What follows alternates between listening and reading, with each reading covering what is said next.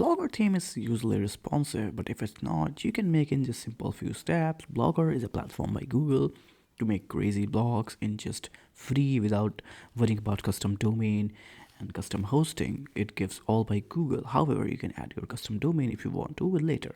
Now you can make a responsive website by just simple. You can add metadata like metadata, viewport, content, width, device width, initial scale 1.0.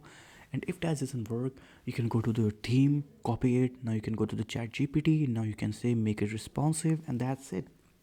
Your chat GPT will make your theme pretty much responsive. Now you can add it and check if it's responsive or not. If chat GPT doesn't work, you can add Claude and stuff. These all AI chatbot will help you to make your theme responsive and even help you to customize it in a better way.